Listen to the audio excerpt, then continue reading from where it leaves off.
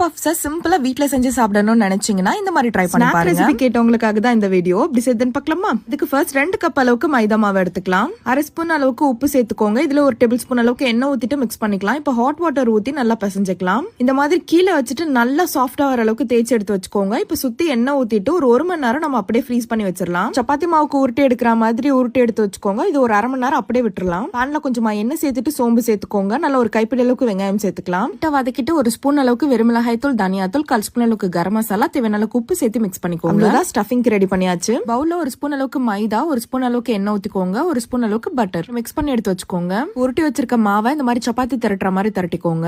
Ready பண்ண paste ஃபுல்லா spread பண்ணி விட்டுட்டு இன்னொரு லேயர் எடுத்து மேல க்ளோஸ் பண்ணிக்கலாம். சைட்ல இருக்கிறதெல்லாம் கட் பண்ணி எடுத்தீங்கன்னா இந்த மாதிரி ஷேப் நமக்கு கிடைச்சிரும். நம்ம செஞ்சு வச்சிருக்க ஸ்டஃபிங் எக் வச்சுட்டு 4 சைடும் க்ளோஸ் பண்ணிக்கோங்க. ஒரு பவுல்ல தனியா ஒரு முட்டையை உடைச்சு ஊத்தி நல்லா மிக்ஸ் பண்ணி வச்சுக்கலாம். இப்போ இந்த மேல எல்லாத்தையுமே கோட் பண்ணிக்கோங்க. ஒரு லோ ஃப்ளேம்ல வச்சுட்டு ஒரு ஸ்டாண்ட் வச்சுக்கோங்க. மேல தட்டு வச்சுட்டு எல்லாத்தையும் லைனா சேர்த்துக்கலாம். கேஸ் கட் வெசல்லாம் ரிமூவ் பண்ணிட்டு க்ளோஸ் பண்ணிடுங்க. 20 to 25 மினிட்ஸ் குக் பண்ணி எடுத்தீங்கன்னா சூப்பரான எக் பஃப் வீட்லயே ரெடி ஆயிருச்சு. பெர்ஃபெக்ட்டா பேக்கரியில இருக்க மாதிரி இருக்காது, ஆனா சூப்பராவே இருக்கும். சோ கண்டிப்பா ட்ரை பண்ணுங்க. மறக்காம நம்ம பேஜை ஃபாலோ பண்ணிக்கோங்க. உங்களுக்கு பிடிச்ச ரெசிபி கமெண்ட் பண்ணுங்க. உங்களுக்காக நான் குக் பண்றேன். பாய்.